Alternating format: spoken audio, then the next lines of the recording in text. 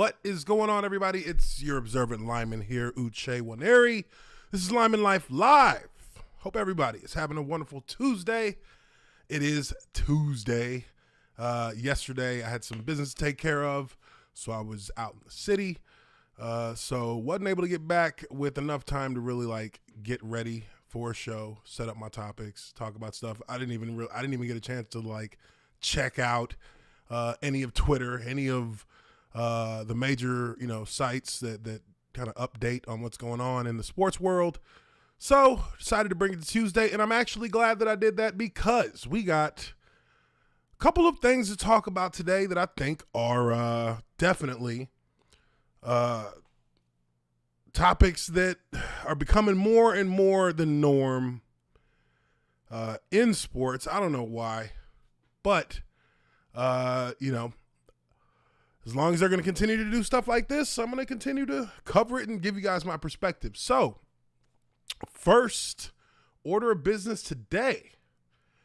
Before we get into, well, let me just put it like this. Our main topics today obviously are going to be the situation for me, looking at Emmanuel Acho and what he said about Giannis Antetokounmpo, which was kind of wild, and the Naomi Osaka situation with the Sports Illustrated cover. Obviously, that was something that made some big rounds yesterday. Going to talk about that, but also today, interesting story or interesting topic that came up has to do with the NFL. Cole Beasley came out and made a statement. We're going to take a look at it here on Twitter, and this is through Sports Illustrated tweeting that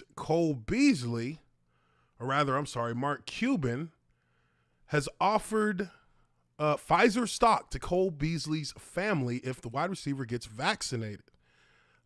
Cole Beasley has a tweet here that says, "I'll get vaccinated and be an advocate for it if Pfizer puts a percentage of its earnings from the vaccine in my wife's name." To which the Mavericks owner, Mark Cuban, I know Mark Cuban, he's a pretty cool dude.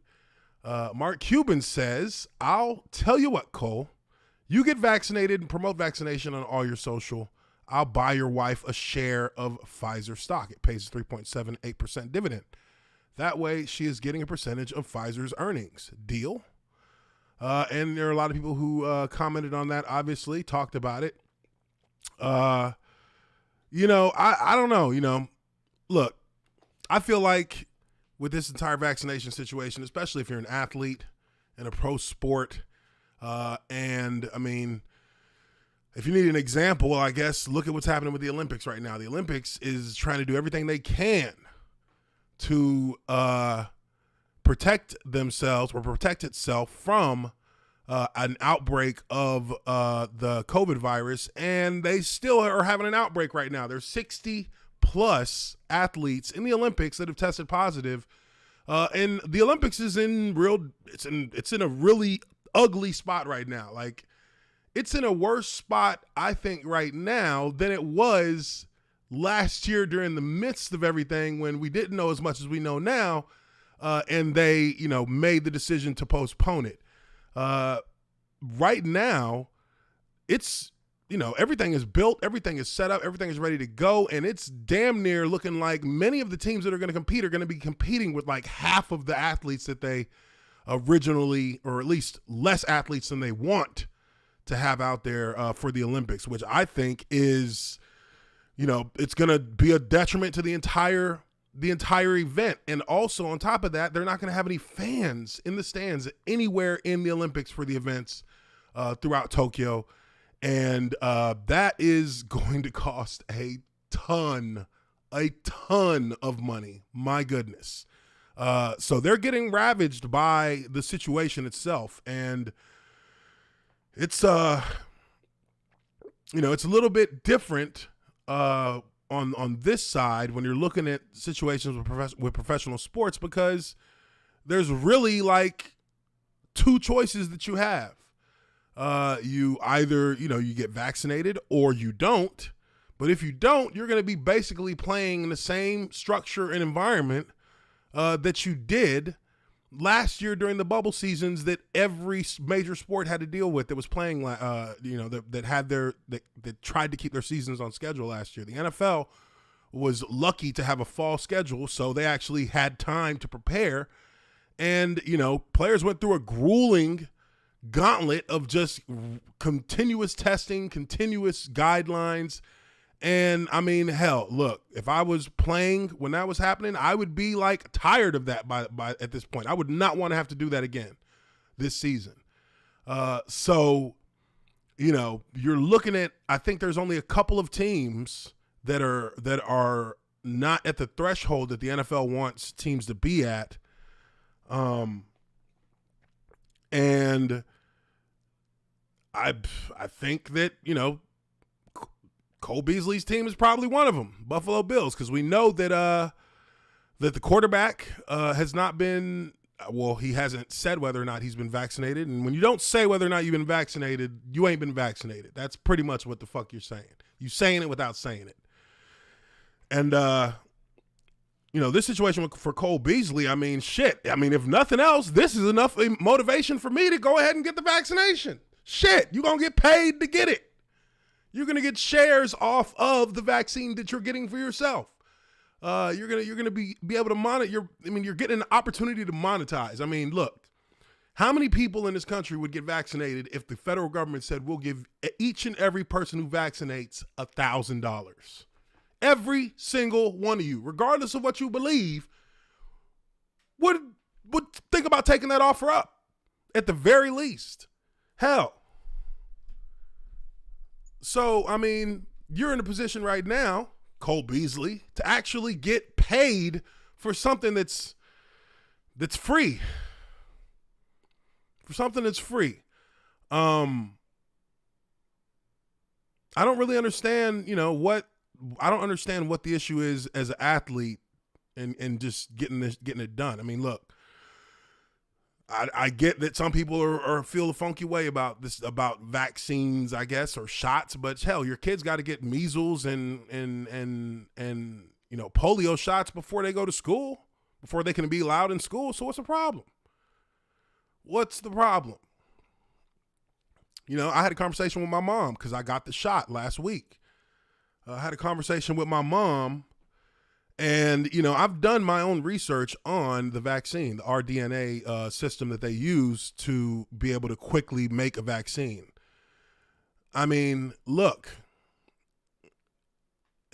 you've got about as good a chance of walking out your front door and being struck by lightning. No, you have a better chance of walking out your front door and being struck by lightning the moment you set foot out the door than you do of just like dying or having adverse effects to a vaccine, to this vaccine in particular. Like, it's just not, it's not a likelihood.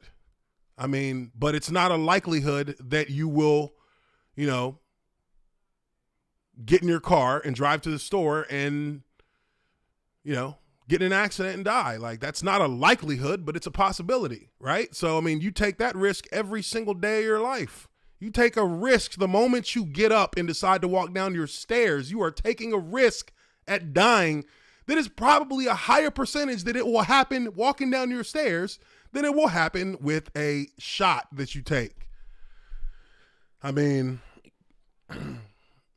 technology advances. We found a faster way to make vaccines.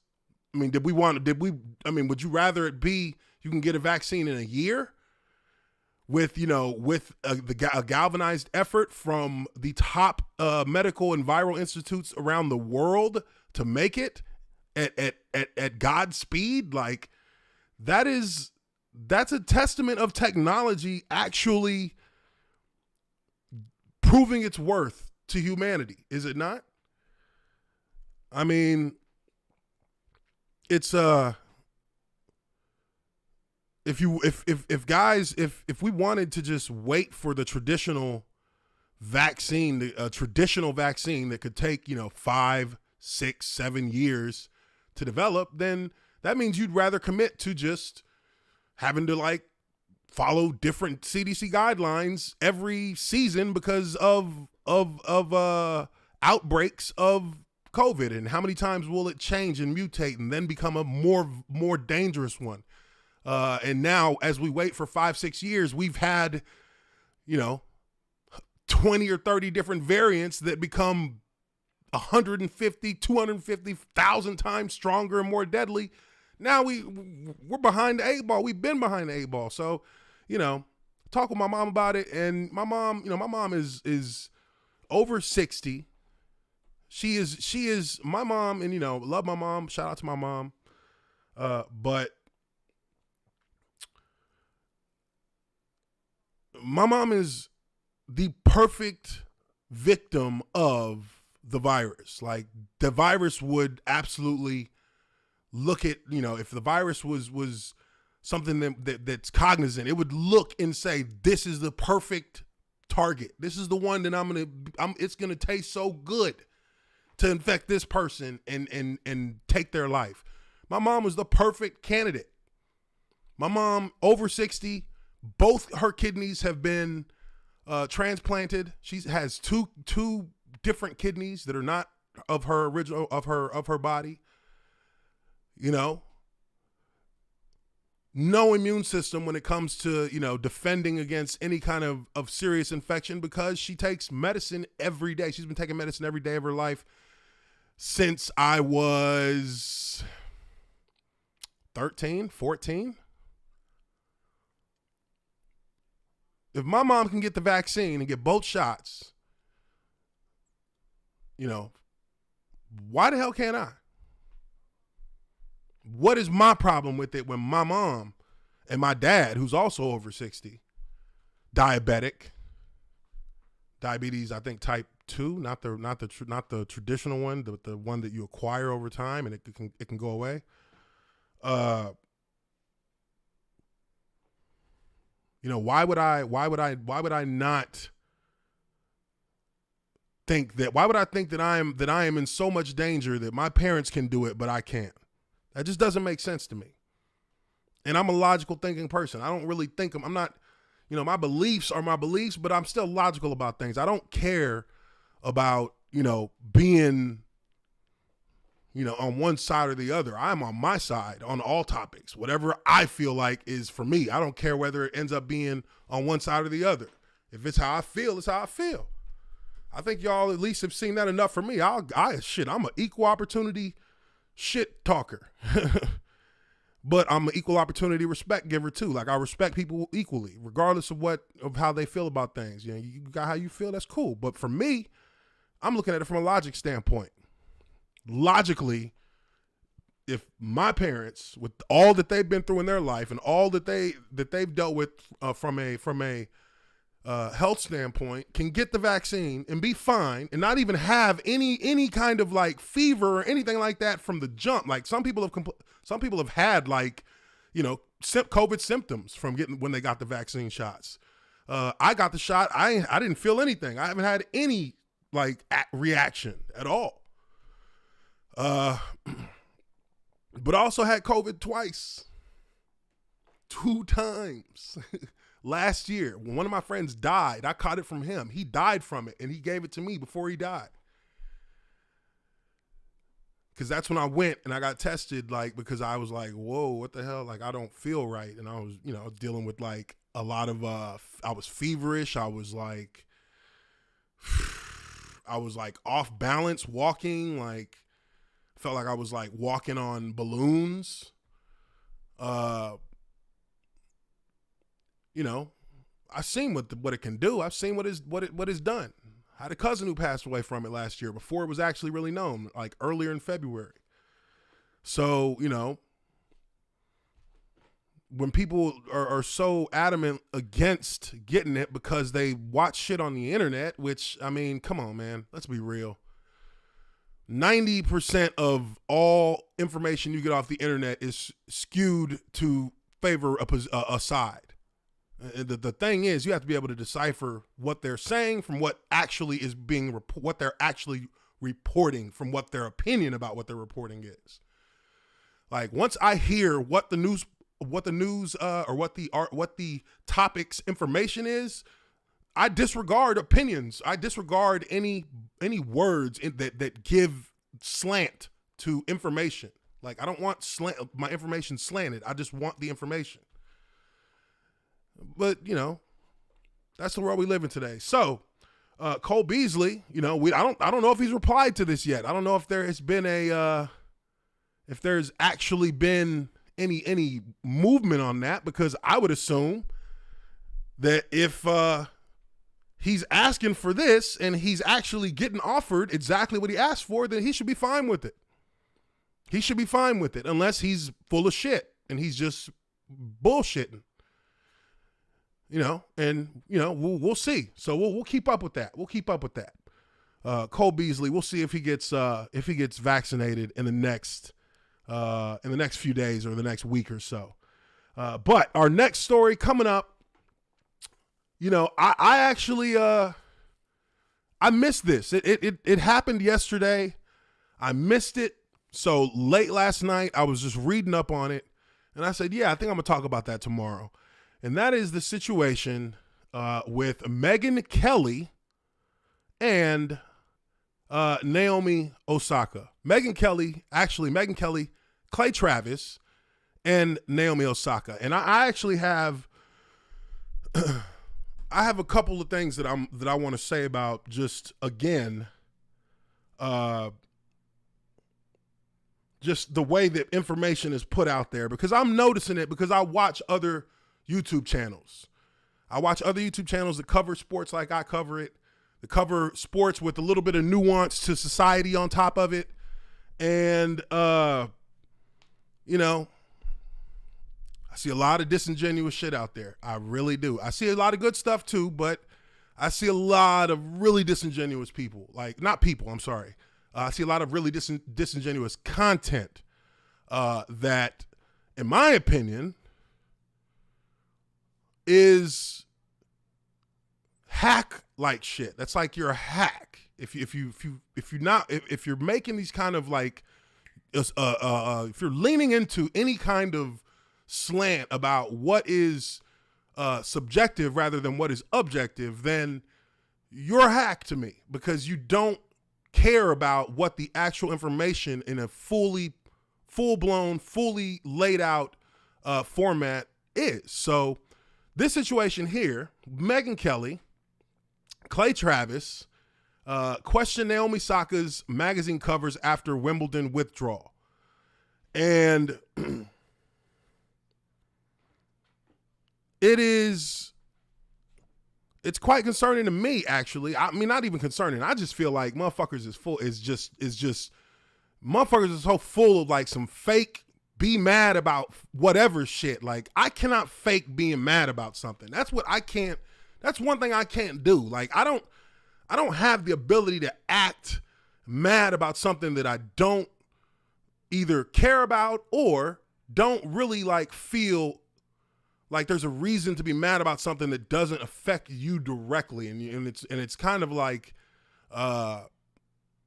it's kind of a contradiction on yourself, because anybody can find any information about any individual that will show hypocrisy in how you think about things sometimes, because we all are a little bit hypocritical, because we don't like things that we feel like ain't fair to us, but if it gives us an advantage, we'll gladly take it, even though it's not fair to others. Like, that's kind of the yin and the yang of the hypocrisy spectrum, and all of us are guilty of that shit. We all are a little bit hypocritical at times. Like, that's not something that I think is should be news to anybody. But let's go through this article.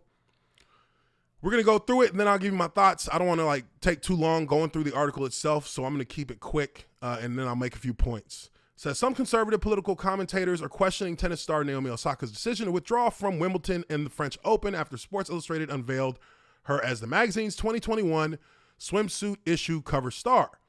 On Monday, the publication released 3 alternate swimsuit issue covers featuring Osaka, Megan Thee Stallion, who is the first rapper to appear on the cover, and Lenya Bloom, the first transgender model to grace the cover. I didn't know that they had a trans woman on the cover. I thought those were all women. I was like, damn, okay. Okay, cool. The Grand Slam champion is receiving pushback over the cover, as well as for other press she has done since citing struggles with mental health that made it difficult for her to partake in post-game press conferences. Since saying she's too inverted to talk to the media after tennis matches, Naomi Osaka has launched a reality show, a Barbie, and is now on the cover of the SI swimsuit issue. Outkick founder Clay Travis tweeted.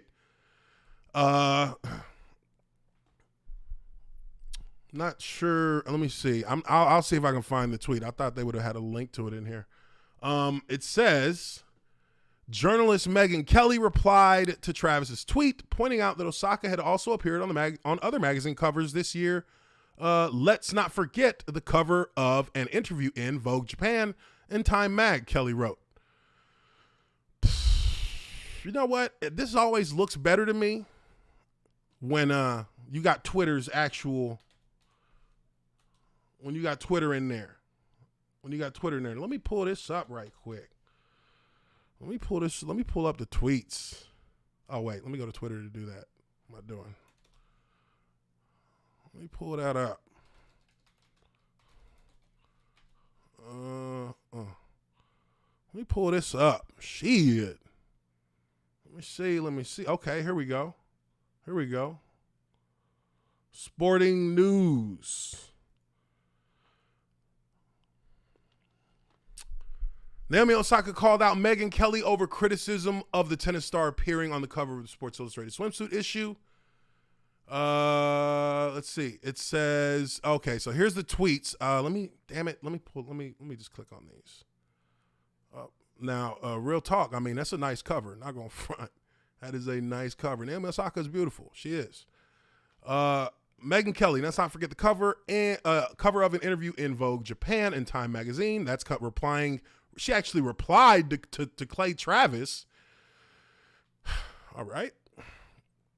And here's Naomi Osaka's response. It says, seeing as you're a journalist, I would have assumed you would take the time to research what the lead times are for magazines. If you did that, you would have found out I shot all of my covers last year. Instead, your first reaction is to hop on here and spew negativity. Do better, Megyn. Yeah. I think that that's easy enough. That's an easy enough dunk for Naomi Osaka. That's literally an alley-oop. It's like Megyn Kelly, like Clay Travis as well, like what the fuck are y'all like, what are y'all talking for? Like, why does any of what she's doing matter to you? If you know anything about the business industry like that, you think she just went like from Wimbledon and the French Open and just like flew out to fucking go do a swimsuit shoot right after that and then do he said a reality show? It's not a reality show. It's a documentary. It's not a reality show. You think she's gonna like film a documentary, go do a photo shoot for Sports Illustrated and then go do a photo shoot for Vogue magazine or Vogue in Japan and Time magazine, like all in like 3 weeks time? Like she just did that right after she left the French Open in Wimbledon. Like, come on, dude. Like that's some hating ass shit. Y'all are haters. That's what haters do. Haters wait to say it. They look at what you're doing and they just wait in the fucking weeds. And as soon as they find something that they can act like they're mad about, or they can act like it's hypocrisy, or it's like, she's faking it. Like they do. This is what haters do. They do these things. So, for me, when you see somebody who does that, like just out of the blue, because she's on a swimsuit cover, then you deserve to be dragged. You deserve to be dragged. And if I do recall, let me see here, because they had a reply. She replied. Megyn Kelly replied. Megyn Kelly, man, you taking losses, woman. You taking losses right now. I think she replied. Let me see if I can find it. Where is it? If she deleted it, she's really a bum ass motherfucker. Where is it? Look, what is this? Look at this. Like,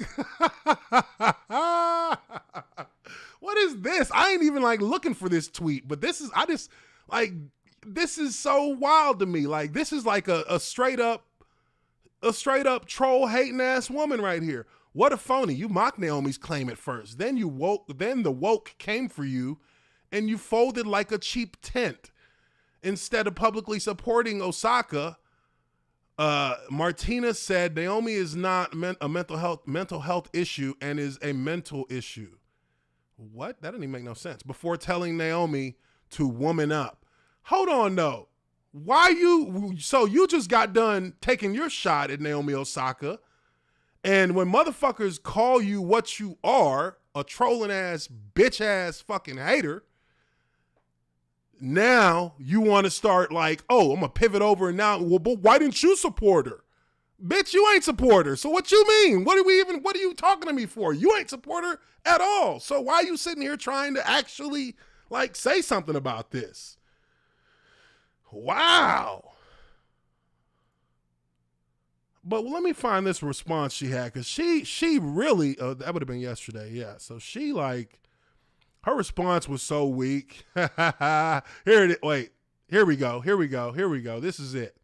She got dragged so hard on this. Look at this look, she got ratioed so viciously. 6.6 thousand likes with 22.1 thousand responses, which I'm sure are all 90%, 99% negative. But her tweet, Megyn Kelly, poor Naomi Osaka blocked me while taking a shot at me. Oh, you're a victim now. Okay. Guess she's only tough on the courts. She is apparently arguing that she shot her many covers before publicly claiming she was too socially anxious to deal with press. Truth is, she doesn't like questions she can't control. Admit it.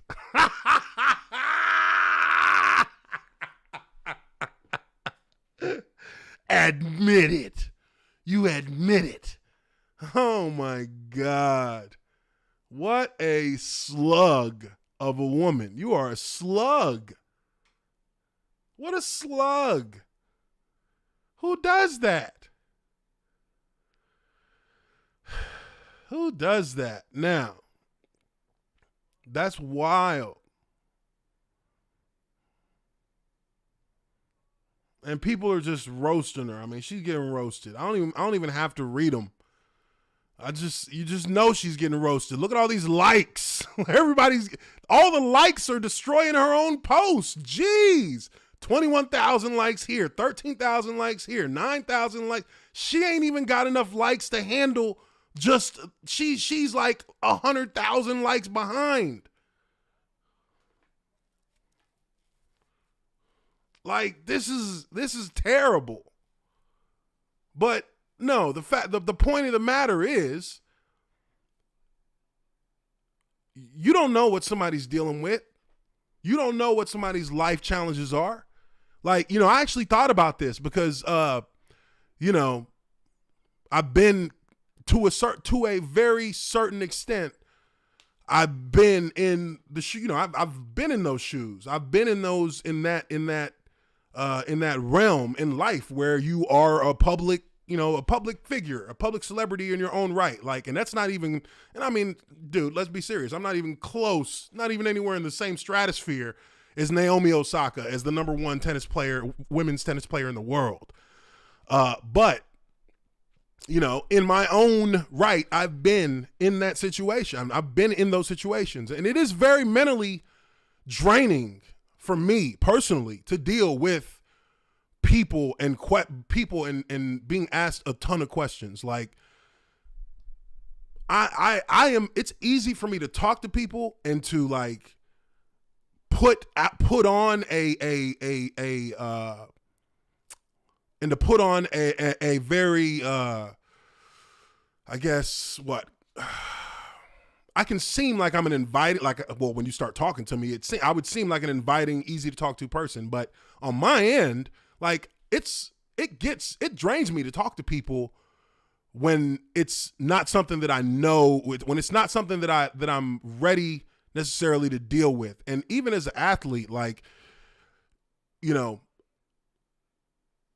there's a pressure there. Like when you're out in the public, people ask you questions all the time about, you know, what you do. Like for me, even to this day, but when I was playing, you know, I got asked a million questions when I'd be out, just like, you know, I'd be out at a bar and I just want to, you know, I'm just having a drink, kind of relaxing. And, you know, and people notice who I am. They come over, they ask me questions. When it happens in succession, like I get a little anxiety about that because I don't like my personal time to be like, you know, interfered with when I'm actually trying to like take my mind away from my work and what I did on a daily basis so I can relax, so I can kind of unwind myself.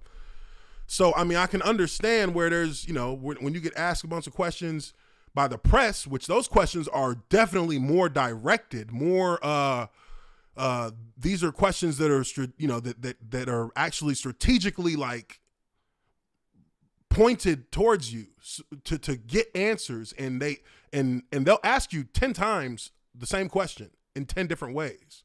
Like I've had that happen to me dealing with, you know, with media, with beat writers in Jacksonville. You know, they're wanting to get an answer about a certain topic, and I'm not giving you the answer because, you know, it's not my place to give you the answer. So I dance around it.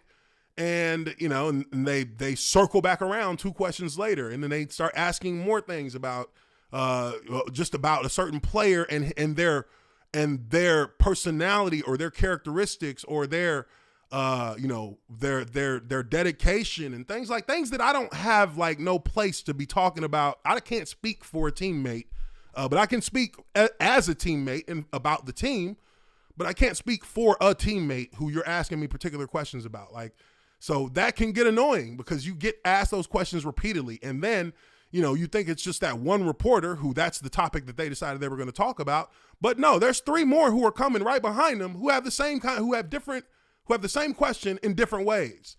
And they'll even like not even go directly to that question. They'll start with like these smaller questions to get you to open up a little bit. And then boom, here comes what they really want to talk about.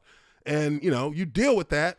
And that is, you know, it can be like, okay, I'm tired of it's kind of tiring to fucking answer that same shit every week. Like can you like, let's talk about something else. You know what I mean? But, you know, I am, you know, Naomi Osaka is a very introverted type person. I am introverted myself. I just learn how to be social when it's needed to be, but I get tired of it quickly because it takes a lot of energy to like really engage with people. And if I'm going to engage with somebody, like I want to engage with them. I don't want to like seem like I'm going through the motions. So I try to give as much attention to them as I can. And, you know, and I'm ADD, so my mind is bouncing from one spot to the other. I'm thinking about different stuff while I'm hearing a question. Then I'm trying to answer the question. And, you know, sometimes I'll be answering the question in the middle of the answer. I lose my train of thought. I forgot what I was talking about. Like, you know, it can be, it is pressure. It can be very, it can cause a little bit of anxiety. Like nowadays, like I hate walking into crowds of people. I cannot walk. I cannot go into a social setting and if I see a crowd of people in front of me, I will just stay where I'm at. I'm not moving towards that crowd because I don't want to have to like go through the crowd. And, you know, even out here in Atlanta, I go out places, people know who I am because of my businesses. So they'll come to me like in 2 or 3 people at a time, like, hey, what up, Uche, blah, blah, blah. And like, that bothers me a little bit in the back of my head because I don't really want to like have those conversations. I don't really want to talk to people right now. I want to just like kind of go to that corner back there, sit on that bench and, you know, have my drink and chill out. Like I don't really want to like be in no big conversation with people, and it can cause a little anxiety. So I can understand where her as the number 1 tennis player in the world, I can understand where she has a monumental amount of stress. Like her job is tennis. Like people always say yes, but she has to be able to talk to the media. Like that's part of her obligations. Yes, I understand that. But you got to know who the person is you're dealing with. Not everybody is comfortable with that. Like, there are people, one of the biggest fears amongst the vast majority of society, and this is worldwide, is public speaking. A lot of people cannot speak publicly. They lose their nerve. They lose their minds. Like, it's not an easy thing to do. And again, that comes back to, who are you dealing with? She is, she is not the kind of player who is really interested in being, a star in that regard, where you are making all these bold statements. She's not a LeBron James. She's not she's not a Tom Brady, somebody who when you'll see them speak, like you'll see them, make statements and talk about, detailed nuances for their sport. Or in LeBron James' case, he talks all about everything. And, half the time he's fucking, he's dead. Half the times he's wrong. LeBron James, half the times when he's talking about shit socially, it's like misinformed to a degree. Like his sentiment is usually fine, but his details that he uses to describe his sentiment are usually like slanted. They're not unbiased, and that's on him. I'm not saying that, I'm not judging him on it. I'm just saying that's what it is. But he's comfortable with being in that position. He loves being in that position. That is part of his dream as an athlete, to be the person who everyone talks to. He wants that attention. Naomi Osaka is the opposite of that. She doesn't want that attention. And, I don't know the extent of how European media and foreign media outside of the U.S., how they handle her in the French, in tennis. But I mean, from some of the things that I've seen or just read very lightly into, I mean, they go after her like they went after Serena. Not necessarily the same, but to a certain extent, they saw her originally as as something that was like the anti-Serena. But now she's kind of had her own. She's opened up a little bit with her own personality and her own style and her own identity, and now they've become a little bit more rough with her, which, hey, if that's something that bothers her and she wants to step back from that, that's fine. You know what I mean? That's on her. But these people here who just looking for attention, like Megyn Kelly, like Clay Travis, this is the kind of shit that they do. And I think that for me is some sucker shit. That's just stuff that like I said before, that haters do. People who are haters will find a way to hate.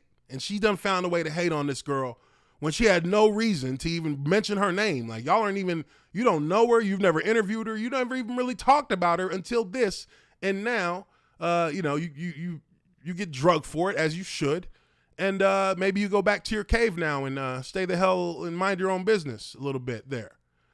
So, as far as her and Clay Travis, Clay Travis says some dumb shit too. I don't really like Clay Travis, to be honest. I thought he had some good takes in the past, but it seems like now every take he has is embedded in this culture war shit. And I mean, honestly, man, I don't give a fuck about this culture war stuff. I don't care, because all it is people arguing and trying to be mad and trying to score points in the online forum. If you're really mad, if you really got issues with something, then you do something about it. Stop talking and stop posting and go do something about it. You know what I mean? Like, especially if you a person who's like got a huge platform. Like, if you really feel the way you feel, then you go do something about it. Go be a great basketball player or a great tennis player, or go do something like that. Oh, well, you make your money off of your opinions and being mad. Okay, well then you just shut your ass up, because when you say something dumb, we're gonna drag you. Everybody gonna drag you. I mean, that's pretty much how I see it. See here. What's going on? Is she really being a journalist with the angle she's taking? This seems like gossip column junk. Exactly. It's some gossip shit. It's some gossip shit. But here is the funny part about this. is that if you go and look at the Sports Illustrated swimsuit edition post on Instagram when they announced these, if you go look at it on Naomi Osaka's cover, which they have a little video here of, their post here says, from hitting 100-mile-an-hour serves to posing for Sports Illustrated swimsuit, Naomi Osaka can do it all. A determined athlete, Naomi has her sights set on gold at the upcoming games in Tokyo, and we're cheering her on every step of the way. Thank you for being a part of our cover shoot this past December.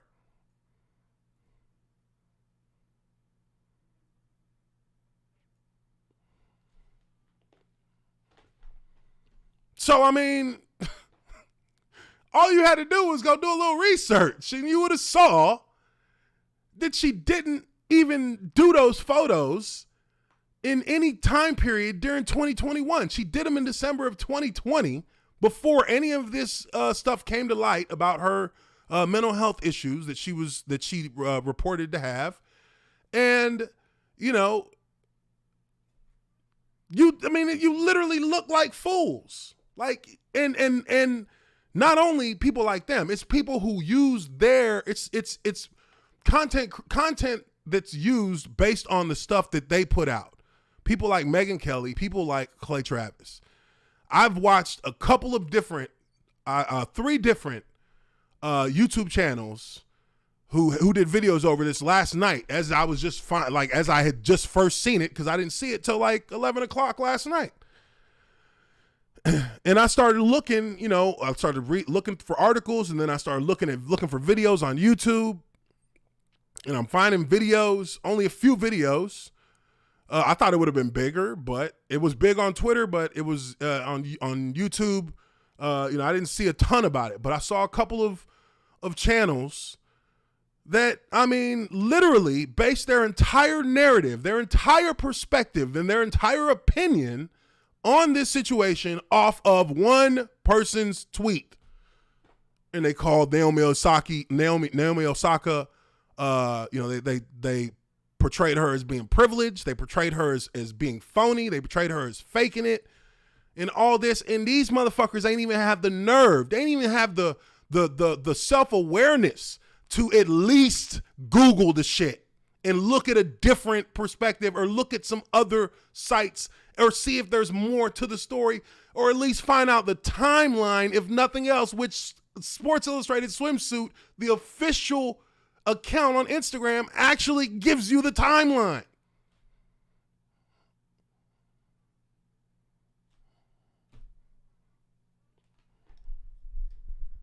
Come on, man.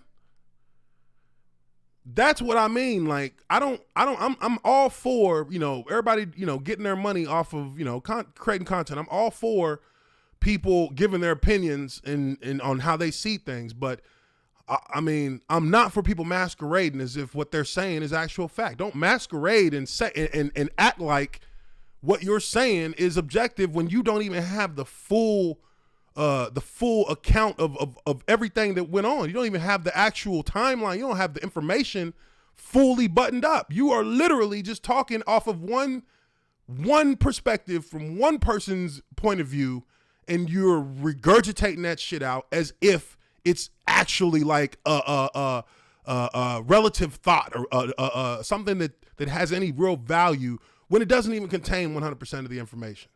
At least get the info together before you start making opinions on shit, so that you don't look like a fool. Because to me, credibility is lost when you put your foot down on one side of a topic and you don't even know everything about the topic that needs to be known in order to have an actual opinion that is a fully thought out opinion. So that's just weak to me. That's weak as hell. And, I think that we got to do better. And I'm not even saying that I'm perfect or nothing. My God.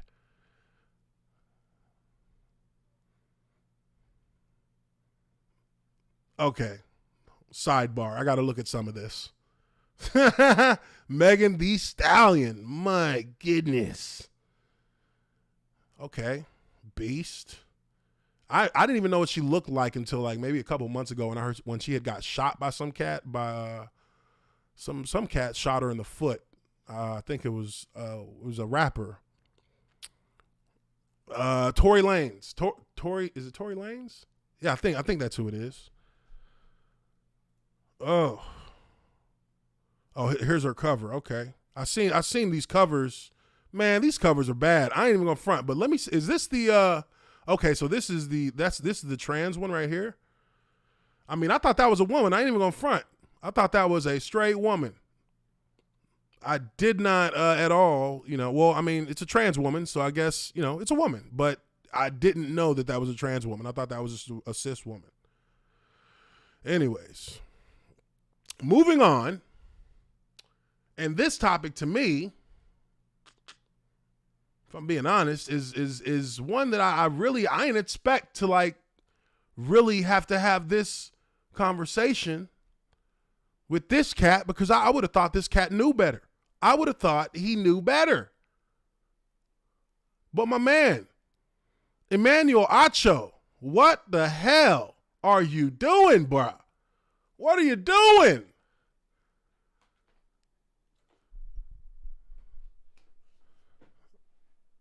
Emmanuel Acho.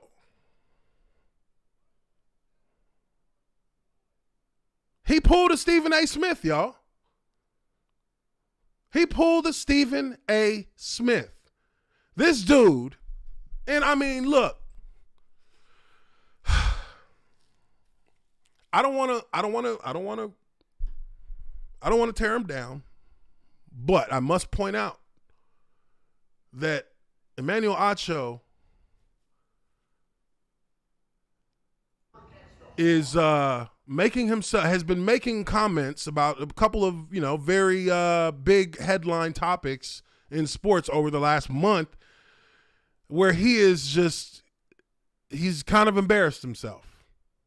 He made a comment about weed when Sha'Carri Richardson was found to have tested positive.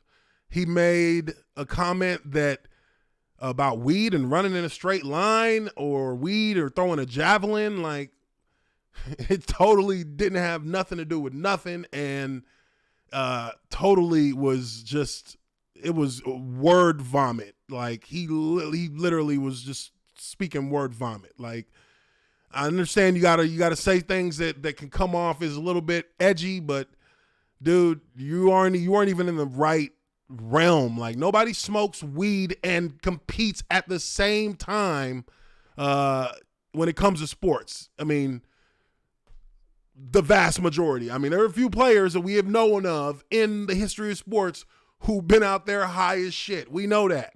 LT, I'm looking at you, buddy. We know that. I met LT before. Good dude. Before the shit that he got involved with, but he was a good dude when I met him. But this to me is crazy, because not only, and it's a little bit more personal for me when I see this happen, because this is a Nigerian brother talking down and minimalizing the achievements of another Nigerian. At a time in sports when Nigerian athletes have really been like taking over sports, for lack of a better word. Nigerians have been taking over the sports in America. Minus baseball and hockey. But you're starting to see Nigerians in the majors, in the two major sports, basketball and football, we're all over the place. And we're a lot of times one of the best players on the teams that we're on. Don't take my word for it. Giannis Antetokounmpo will tell you himself. He was born in Greece, but his parents are from Nigeria, just like my parents are from Nigeria, just like Emmanuel Acho's parents are from Nigeria, and their kids have grown up to be star athletes, productive people across the board. Why, especially knowing our culture, this is like something that we're proud of, specifically as Nigerians, is that we are exhaling. I mean, I'm sorry, we are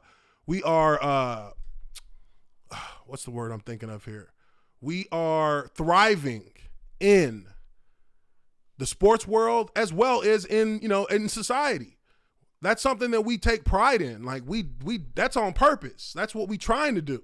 You know what I mean? We trying to thrive at everything.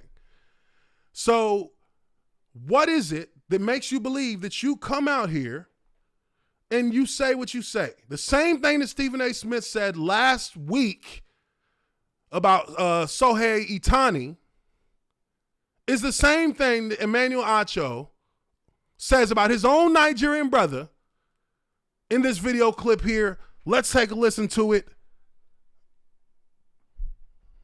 And then, oh, that's not even the full one. Where's the full one? Damn it.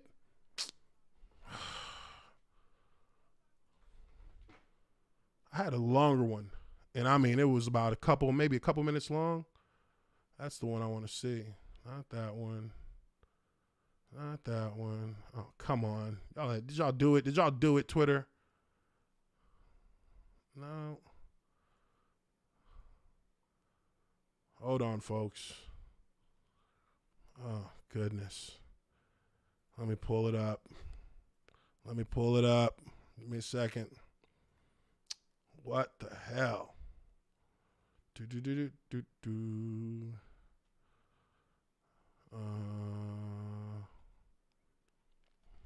was it? Wow. Okay. Don't tell me that, oh, God. All right.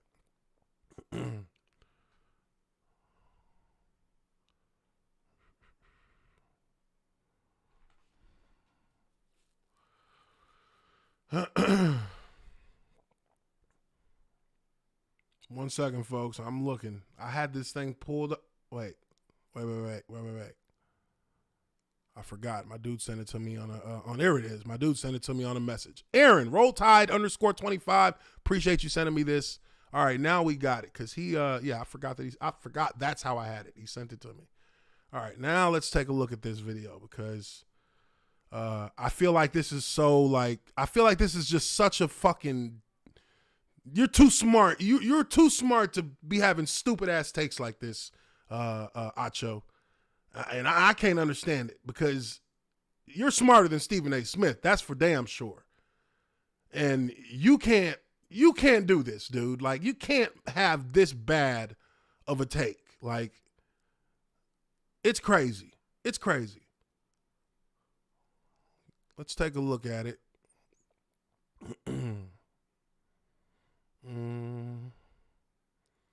All right, we'll take a look, and then I'll give my talking points if there's something I need to say, because I have not listened to the whole thing. I went about quarter of the way through, like I do, and I stopped and I said, I'm going to pull this on the stream. We're gonna talk about it live. So let's listen to it.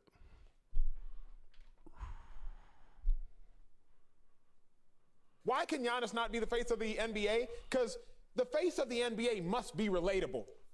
LeBron James. We know LeBron James' mama, know his mama's name. We know his wife, we know the kids' names. We know Bronny, we know Bryce, we know Zuri. We know the characters' names from the Space Jam. We know all them cats. Kobe, the late, great Kobe Bryant. Respect. We knew Kobe Bryant. We knew his upbringing. We knew why he knew so many different languages. We played at Lower Merion High School. We knew his high school jersey number. We knew he repped the 3-3. Knew he was from PA. We knew all that. Okay. I have to say this because everything that he's saying right now is totally irrelevant, and it doesn't really have anything to do with how a player can ascend to be, the face of the league. Like, how many people know where Peyton Manning, what high school Peyton Manning went to? How many people know what high school Tom Brady went to? Like, guys who are usually the centerpiece of an entire sports league are the centerpiece because of their achievements, and through their achievements, their profile and their actual history of their career is that much more exposed to the general public. Kobe Bryant not only was he a player who came out of high school, which makes you automatically in the NBA a figure of discussion and a person who will be profiled endlessly and many people will know your story because you'll be profiled endlessly as a player who comes from high school to the NBA, which is not something that is of the norm. And not only did he come from high school to the NBA, he went to the Los Angeles Lakers, the biggest, even bigger than the New York Knicks, the biggest media market in basketball. What are you talking about? He went to the if you were going to be a player who everyone is going to learn everything about your life coming out of high school and learn that you have all these, that you can speak multiple languages and you were a military kid who grew up around the world, and you went to Lower Merion High School because you went to the Los Angeles Lakers. LA is where you're going. I mean, the exposure there is unmatched. So what are you talking about? That point that's the only way he's more relatable is because Giannis Antetokounmpo did not go to the Los Angeles Lakers when he was drafted, or else it would be him that everyone would know about at this point. He went to the Milwaukee Bucks, a small market squad. If I had to compare the Milwaukee's market to any market in football, it would be the Jacksonville Jaguars, a market that nobody outside of Jacksonville cares about or even remembers half the time is part of the NBA.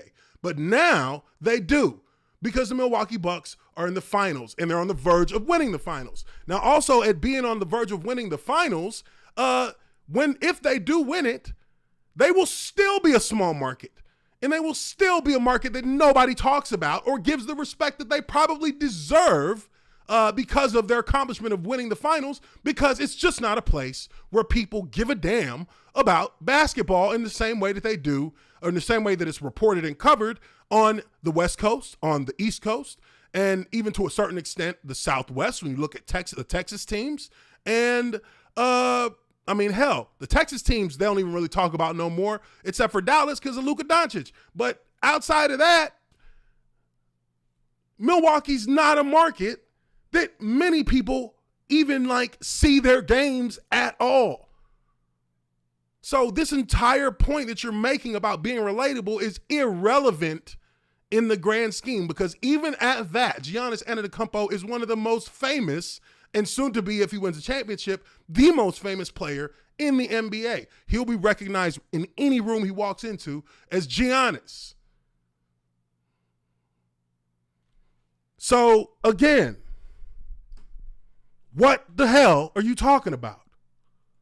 Magic Johnson. We knew about Magic Johnson, know about Michigan State Magic Johnson, know about the college upbringing, know about the legacy there. Larry Bird, the face in the 80s as well. Know about the great Larry Bird. We know how Larry Bird went to college, left college, went back to college. We know about that, know about the upbringing. We've seen the documentaries. Michael Jordan. Stop playing. We know about Mike. We know everything there is to know about Mike. We know about the tragic circumstances. We know about all that. We also know about the tragedies that he had to face, that he had to overcome. The tragedy with his father. We know all of that. But Giannis, we know Giannis's mama name. I do. What's her name? Veronica. Veronica? Yes. No, that's her. No. Name. See, that's the problem. Oh, God, you can't relate to something if you keep lying. I tried to help you, stop. I hate when people say, where you from? And you say, it's somewhere small. No. I was like, food, just tell me something. Here is part of the problem, Veronica, which is why Giannis can't be the face. What? Because Giannis goes through what I go to. People always ask me. I got asked this at a wedding, I think 2 weeks ago. Hey, Acho, where you from? I said, Dallas, Texas. He was Nigerian. He said, no, where are you from?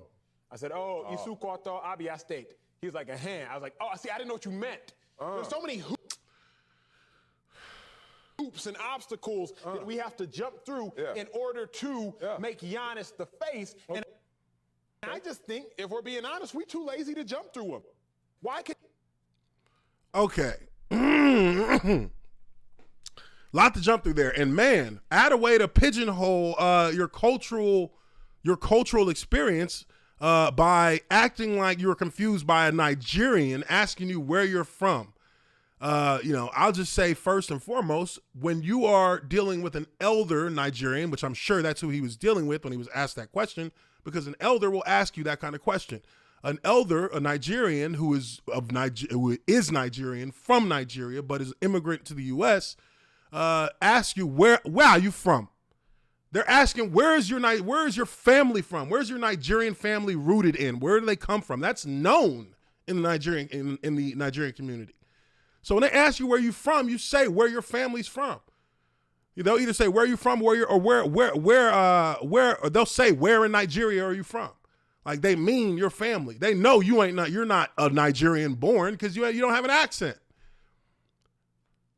So that's a little bit, he's using a cultural set of norms that we have in Nigerian culture. He's using that. He's actually kind of stepping on that to make his point about why Giannis can't be the face of the NBA. But it's irrelevant because, again, if we listen to the shit he's saying right here, and I'll replay it and then I'll speak on it because, as you saw, I kind of paused my way through because but I wanted you guys to hear everything before you hear what I got to say. But let me find it real quick. We know how Larry Bird went to college, left Here college, we go. back to college, bringing know about the legacy there. Larry Bird, the face in the 80s as well. Magic Johnson, we knew about Magic. So he goes into Magic Johnson. Let's start from here. Johnson, know about Michigan State Magic Johnson, know about the college upbringing, know about the legacy there. Larry Bird, the face. Magic Johnson, another player who a lot of where his exposure and his story comes from is not related to the fact that he's an American that made him the face of the NBA. This is a guy who went to one of the premier college basketball programs in all the country as an All-American basketball player who then went to the Los Angeles Lakers. Again, a major media market. A major media market.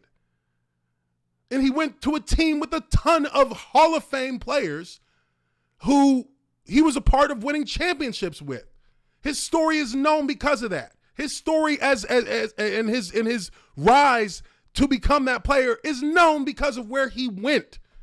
Larry Bird, who he's about to talk about. Larry Bird, another player who was an amazing college player who went to the Boston Celtics, another major media market on the East Coast when it comes to basketball. The Celtics. Come on, man. They got the most NBA championships in the NBA's history. You are talking about things that are irrelevant to the actual factors that allow and in today's age actually propel players to being the face of their league. A lot of times it begins with the achievements that the player has. It begins with what they do at that top level. Giannis, again, because of geographically where he is, he doesn't have the opportunity to have the exposure in the same right as the LA players who are in the LA area and players who are on the East Coast. This doesn't change the ability to be relatable to Giannis Antetokounmpo. Many people in this country are relatable to the fact that he is an immigrant in this country, and he is doing what he can to create his own legacy. That's what a lot of people are here to do. So, his points just really don't fit. He's trying to fit a square cog into a circle hole. In the 80s as well. Know about the great Larry Bird. We know how Larry Bird went to college, left college, went back to college. We know about that. Know about the upbringing. We've seen the documentaries. Michael Jordan. Stop playing. We know about Mike. We know everything there is to know about Mike. We know about the tragic We know about all that. We also know about the tragedies that he had to face, that he had to overcome. The tragedy with his father. We know all of that. But again, he's talking about players who played at historic collegiate universities. Michael Jordan, University of North Carolina. I mean, come on. UNC. How does this, you're talking about relatability. These guys were in positions of extreme exposure throughout their entire careers, from collegiate to professional. So they were afforded the platform to actually have their story told. But that doesn't mean that they're relatable. Doesn't mean that you can relate to them any more than you can to Giannis Antetokounmpo. Doesn't mean that. And he's completely dead wrong at this. And not only is he wrong, he's also a fucking hypocrite when he talks about it. Because if you look here, just 3 days prior, he is literally right here riding Giannis's fucking dick. Literally. So clearly, you see him as that kind of figure. Giannis can't make free throws, but he runs the floor like a gazelle. He rebounds like no other. He plays with relentless effort. He leaves it all on the court nightly. He trusts every teammate. He's beyond humble. Y'all can have your free throws. He'll have a ring.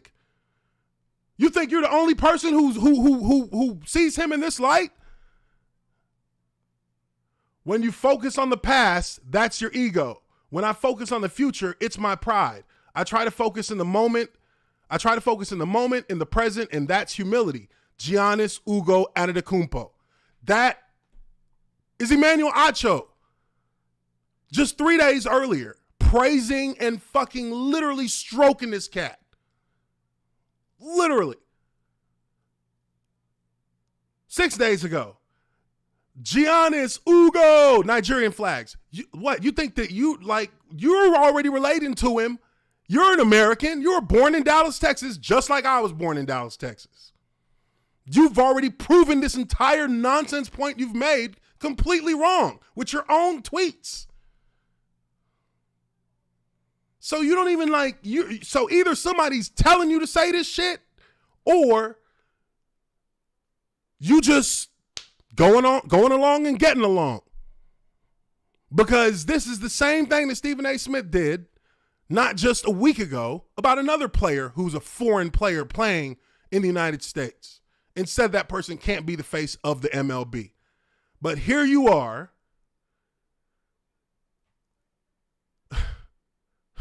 Here you are, literally defending, fighting for, talking about, praising.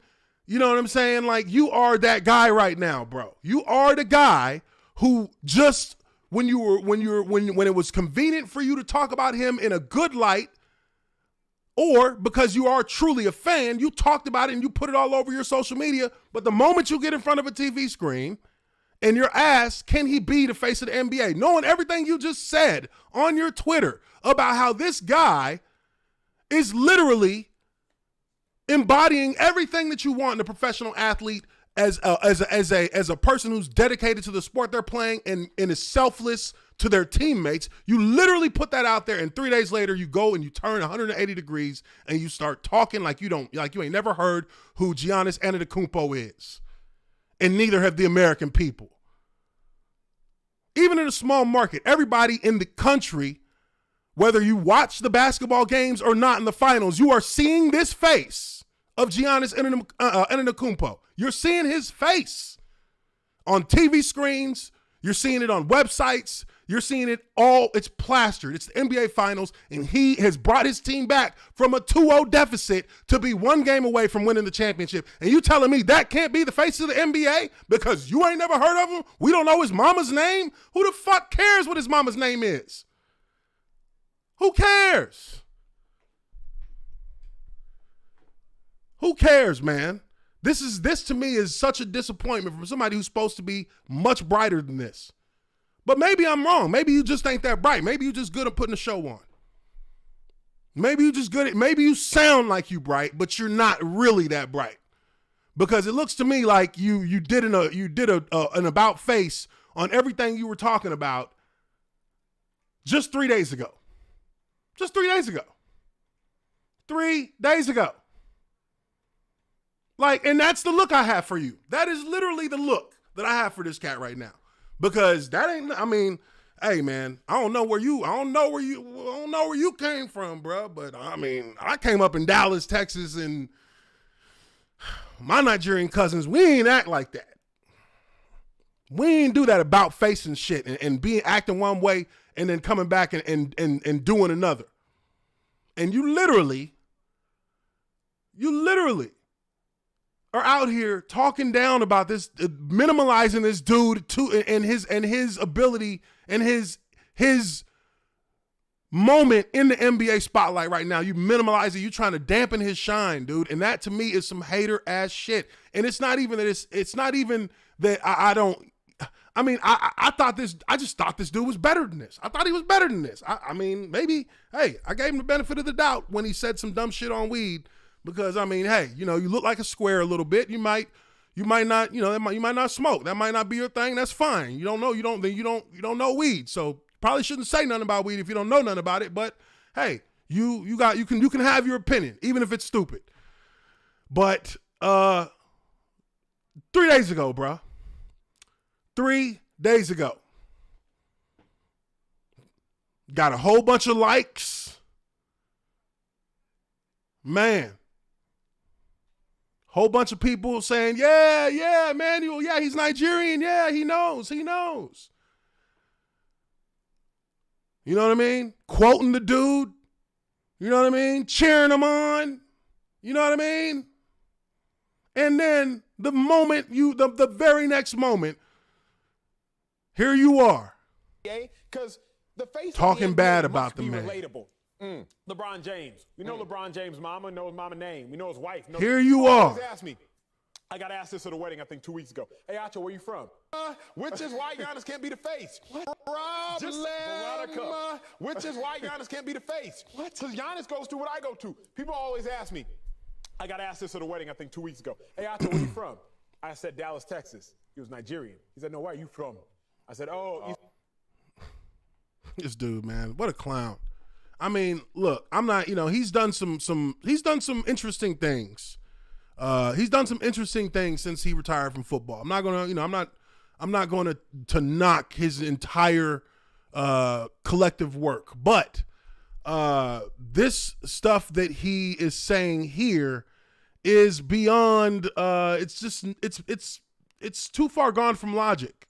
It's too far gone from logic if you believe that any player who is dominant in their sport, regardless of where they're from, cannot be the face of the sport that they are involved in.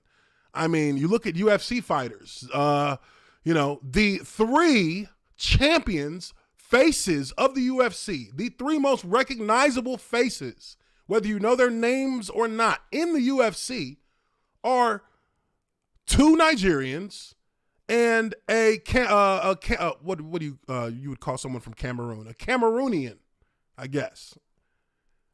You know what I mean? Frank Ngannou, Adesanya, fuck, I forget his last name.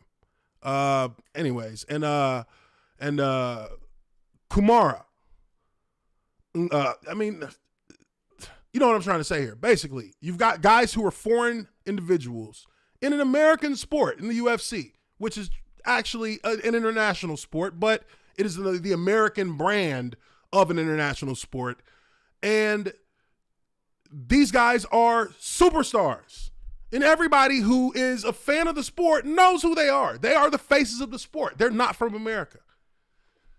You know, in the NBA, there have been players who are not American who have been the faces of the NBA or who at the very least are among the faces of the NBA. There's plenty of examples of that. I mean, you know, I just, you know, I find it very, very, very disappointing that somebody who portrays themselves as this intellect, which I'm not saying he's not an intellect. I'm just saying when you put yourself out there as that, I expect that. I expect logic. I expect consistency. If nothing else, consistency. And he's not consistent here because 3 days prior to making those comments, he actually completely ran a 180 and he was talking all of these great things about Giannis. And it would make one think, if you're saying these kind of things about him, you must see him as like the face right now. He's the guy that everybody's paying attention to. He's the guy that has, you know, the audience's attention in the sport.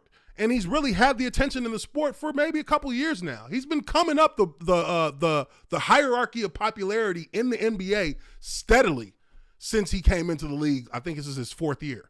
Like the dude He's there. And the championship was the only knock that right now is the only thing that keeps him from taking that next step in being the face. Because LeBron's out. Everybody who's out, that's it. LeBron's not the face of the NBA right now. LeBron is not the face of the NBA. The face of the NBA, in my opinion, was going to be determined in this series. And to me, Devin Booker and Giannis Antetokounmpo were the two front runners to take that step, to step out and have their coming out party as, the face of the NBA, because these guys have had stellar seasons. They've had stellar seasons. Giannis has an MVP already under his belt. Does he have two? Oh, this is Giannis's 8th year? Shit. How old is he? He's young. When did he come in?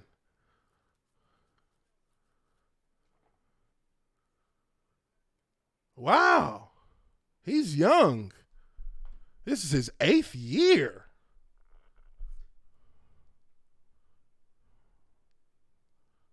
Damn. Okay. Oh, hold on. Oh, this makes it even. My God. This makes it even more ridiculous. This now makes it even more ridiculous. Giannis Antetokounmpo has 2 NBA MVPs, and he's about to get a championship, and you telling me he can't be the face of the NBA? He is the face of the NBA. Shit, 2 MVPs? How many MVPs LeBron got? Chat, let me know how many MVPs LeBron got. This is madness.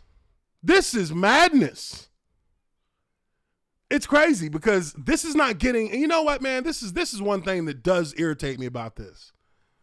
When Stephen A. Smith did what he did, that was big news. That was something that actually, that a lot of people came out and pushed back against, because what he was doing was kind of, that was you could call that some racist shit.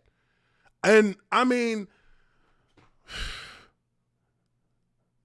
if this cat wasn't Nigerian, people would say that he was saying some racist shit right now. That's the fact of the matter. That's really kind of the revelation that I've come to about this in whole, because what he's saying is like, it is racist shit against his own kind, his own literal, like, shared heritage, like. And he uses a cultural norm as a point to he uses his cultural norm to actually bolster his point in saying that because of the Nigerian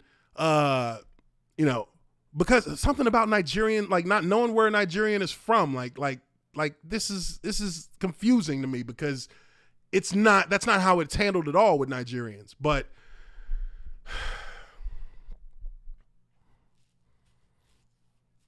LeBron got 4 MVPs. Somebody fact check that shit. LeBron got 4 MVPs. Did James Harden doesn't have an MVP, does he? I thought James Harden should have had at least one. Should have had one for sure by now, but nope.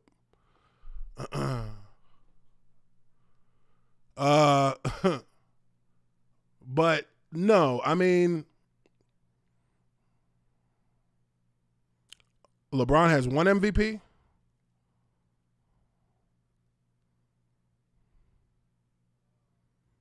LeBron got 1 MVP or 2, or is that what you're saying, Adam?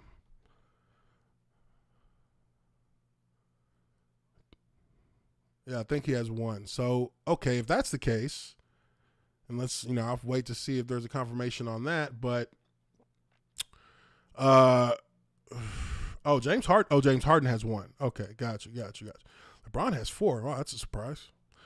But no, just, to kind of wrap this up, I believe that Emmanuel Acho is, I I believe that this entire argument that he makes about Giannis is based in a lot of irrelevant information that doesn't really have anything to do with how you become the face of any particular sports league. It's not really a necessary factor in getting to that point in your career as a player. But I also believe that, to take this narrative against your own cultural, a cultural cousin, basically, because if they knew each other like that, if their families were close growing up, theoretically speaking, that's your cousin. That's what you call him. That's your cousin. You call his parents your aunt and uncle, and that's how our culture operates. That's how we do it. And I know there are a lot of foreign cultures that do that also, but for us, is in the Nigerian culture, that's kind of a normal thing. And there are just things that you don't. I mean, and this goes for anybody. You don't tear down your own people when they're doing something great. You know what I mean? Like, this cat is doing something great. Emmanuel Acho has a platform to help bolster and help even in solidifying Giannis as somebody who is the face of the NBA, and he chose not to do that. And you didn't have a reason not to do that, because the reasons he gave were stupid and irrelevant. He chose to tear down the opportunity of another who's in this fighting for his own legacy the same way that he is.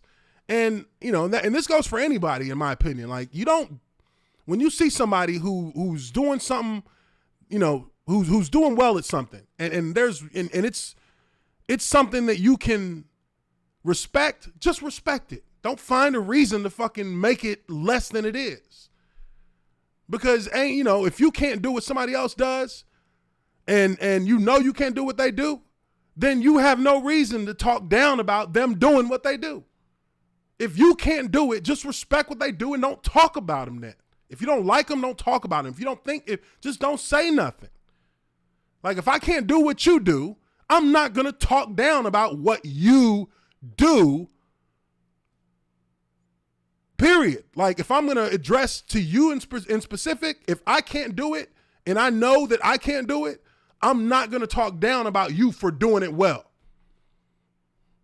Because I'm not a jealous person like that. I don't envy what other people do and how other people, find success in their life or find content in their life. I don't do that. I try to find out how I can get it with you. You know what I mean? I try to find out how I can make that with you, how I can get to that level with you.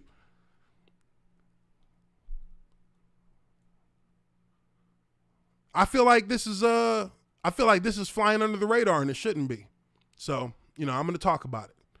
I feel like this is flying under the radar, and it shouldn't be.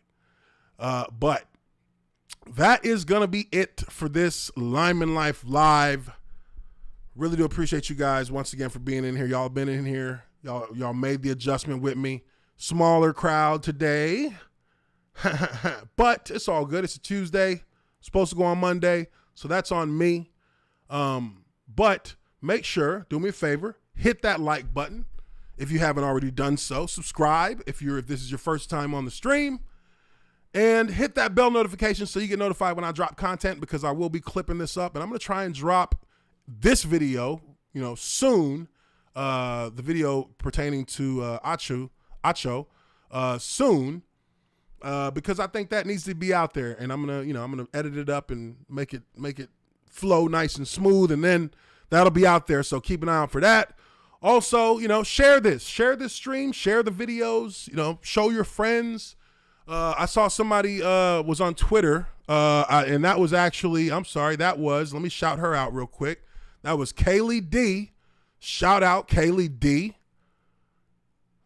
Kaylee D, I really appreciate it. She actually responded to the YouTube question that YouTube put out there, asking about what creators what creators do we think need to be exposed more to, the world, to the YouTube world.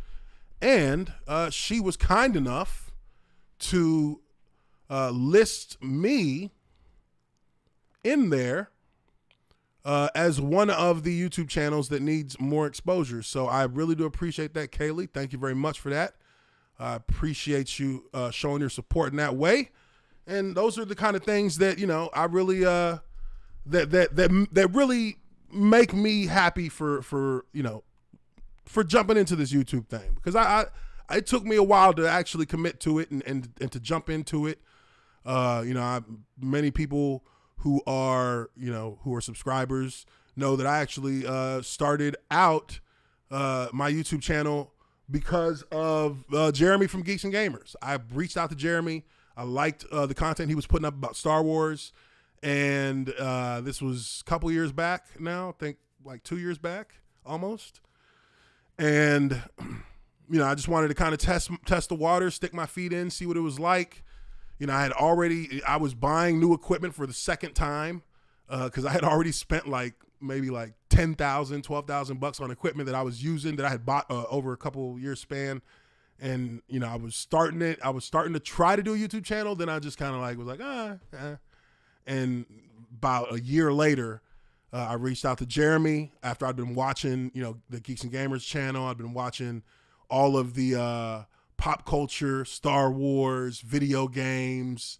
I was watching those channels and just kind of decided to give it a try. So I reached out to him, and boom, you know, he kind of helped me kind of make that commitment and jump into it. And since then, you know, I've been slowly finding a little groove in this YouTube algorithm. So do me a favor and just, you know, help me build that even further by sharing these videos when I drop. You know, the streams are long. You know, you can share them if you like, but you know, I try to button up the stream, the topics that I talk about when I edit and clip out parts of it and put them together to bring one topic of discussion into a single video. Share those out, you know, get those out to people. And, you know, that to me is all I ask as far as helping to grow my channel as you guys have done to this point and even going into the future. So with all that being said, appreciate you guys for being in here. I will catch you guys. We will be on tomorrow for the Wednesday show. So look out for I'll be dropping a post on my community, on the community site of my channel homepage. And then, of course, on Twitter. So look out for that. But I will catch you guys on the next one. Y'all have a good one.